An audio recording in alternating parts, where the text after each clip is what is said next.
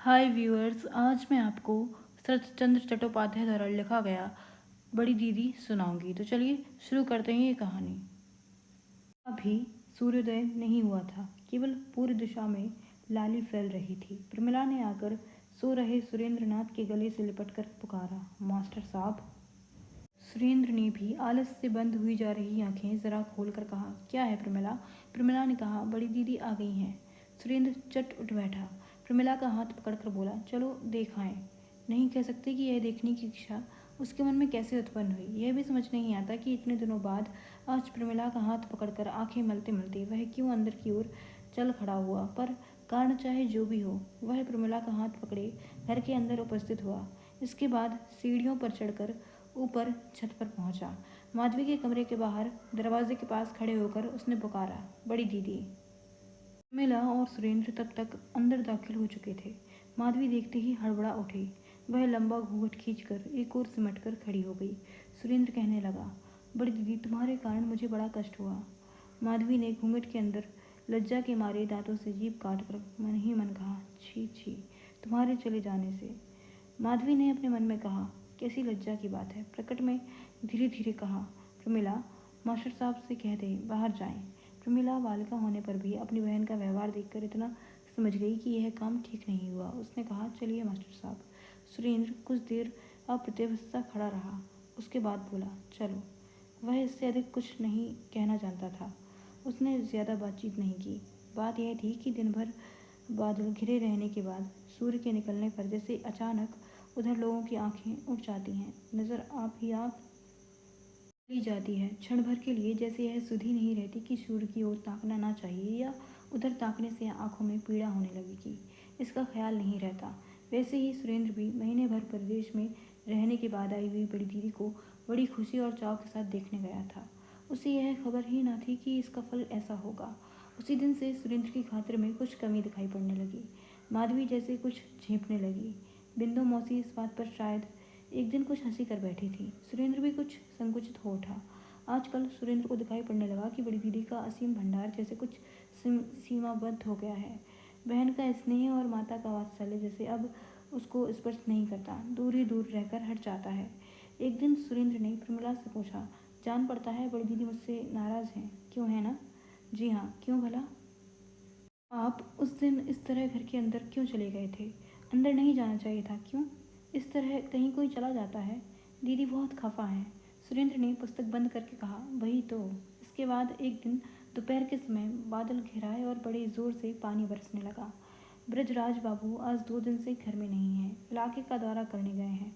माधवी को कुछ काम ना करना था, फुर्सत थी। प्रमिला बड़ा ऊधम मचा रही थी। माधवी ने प्रमिला को डांट कर कहा, जा अपनी किताब तो ला, देखूं तूने कितना पढ़ा है। प्रमिला एकदम चिटपटा गई। माधवी ने फिर कहा, लाती क्यों नहीं? प्रमिला ने कहा, दीदिया रात को पूछ लेना, अभी खेलने दो। माधवी ने कहा, नहीं अभी ला। तब बहुत दुख के साथ प्रमिला किताब लेने चली गई। किताब लाकर बोली, मास्टर साहब तो आजकल कुछ पढ़ाते लिखाते ही नहीं, वे आप ही पढ़ा करते हैं। माधवी पिछला पाठ पूछने बैठी। आदि से अंत तक अनेक प्रश्न करने पर उसको मालूम हो गया कि मास्टर साहब ने सचमुच कुछ पढ़ाया लिखाया नहीं है। उल्टे प्रमिला को पहले जो कुछ पढ़ाया लिखाया गया था वह भी मास्टर रखने के बाद इन 3-4 महीनों में धीरे धीरे सब भूल गया है। माधवी ने खींचकर बिंदु को बुलाया और उससे कहा, जाकर मास्टर साहब से पूछा कि उन्होंने इतने दिन तक क्या किया। प्रमिला को एक भी अक्षर नहीं पढ़ाया, यह क्यों? बिंदु जिस समय पूछने गई उस समय सुरेंद्र एक हिसाब लगा रहा था। उसे हल करने में हलकान हो रहा था। बिंदु ने पूछा, मास्टर साहब, बड़ी दीदी कहती हैं कि आपने छोटी बिटिया को अब तक कुछ पढ़ाया क्यों नहीं? मास्टर ने जैसे सुना ही नहीं। अब की बार बिंदु ने ऊंची आवाज़ से पुकारा, मास्टर साहब। क्या? बड़ी दीदी कहती हैं, क्या कहती हैं? छोटी बिटिया को आपने कुछ पढ़ाया क्यों नहीं? अन्नमनस्क हो रहे सुरेंद्र ने उत्तर दिया, पढ़ाना अच्छा नहीं लगता। बिंदु ने मन में कहा, वाह वाह। उसने जाकर यही माधवी से कह दिया। माधवी को गुस्सा चढ़ाया। उसने नीचे उतरकर किवाड़ों की आड़ में खड़ी होकर बिंदु से कहलवाया, आपने छोटी बिटिया को बिल्कुल कुछ पढ़ाया ही नहीं, यह क्यों?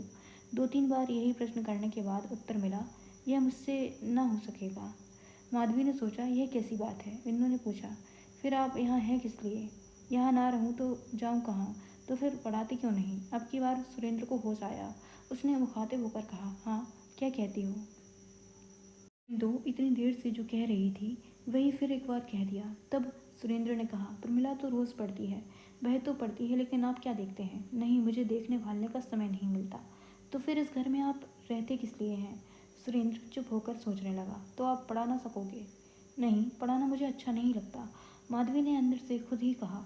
पूछो तो बिंदु, फिर इतने दिनों से झूठ बोलकर यहाँ क्यों रहते हैं? बिंदु ने यही कह सुनाया। बिंदु की बात सुनकर सुरेंद्र की गणित की समस्या का जाल एकदम छिन्न भिन्न हो गया। उसे थोड़ा सा दुख भी हुआ। दम भर सोचने पर उसने कहा, वही तो बड़ी भूल हुई। 4 महीने से लगातार बराबर भूल ही होती रही। हाँ, वही तो दिखाई पड़ता है। वास्तव में बात यह है कि इस ओर मेरा उतना ध्यान ही नहीं था। दूसरे दिन प्रमिला पढ़ने नहीं आई। सुरेंद्र ने भी उस ओर अधिक ध्यान नहीं दिया। उसके बाद तीसरे दिन भी वह अनुपस्थित ही रही। वह दिन यूं ही गुजर गया। तीसरे दिन प्रमिला को न देखकर सुरेंद्र ने एक नौकर से कहा, प्रमिला को बुला ला। नौकर ने अंदर से लौटकर कहा, छोटी बिटिया अब आपसे नहीं पढ़ेगी। किससे पढ़ेगी? नौकर ने अपनी बुद्धि खर्च करके कहा, नया मास्टर रखा जाएगा। उस समय 9 बज चुके थे। कुछ देर तक सोच विचार कर सुरेंद्र ने 2-3 किताबें उठाकर बगल में दबाई और उठ खड़ा हुआ। चश्मा उतार कर डिब्बे के अंदर रखकर उसे टेबल पर रख दिया और फिर धीरे धीरे चल दिया। सुरेंद्र को जाते देखकर नौकर ने पूछा, मास्टर साहब, इस वक्त आप कहाँ जाते हैं? बड़ी दीदी से कह देना मैं जाता हूँ। तो अब आप ना आएंगे? सुरेंद्र ने यह प्रश्न सुना ही नहीं। बिना कुछ उत्तर दिए वह फाटक के बाहर जा पहुंचा। दोपहर के बाद 2 बज गए, मगर सुरेंद्र लौटकर नहीं आया। तब नौकर ने माधवी को खबर दी कि मास्टर साहब चले गए। कहाँ गए यह तो मैं नहीं जानता। 9 बजे के वक्त गए थे। जाते वक्त मुझसे कह गए थे कि बड़ी दीदी से कह देना मैं जाता हूँ। यह क्या, बिना खाए पिए ही चले गए? माधवी चिंतित हो उठी। उसने स्वयं सुरेंद्र की कोठरी में आकर देखा। सब सामान उसी तरह पड़ा हुआ है। टेबल के ऊपर चश्मा तक डिब्बे में रखा है, केवल कुछ किताबें नहीं हैं।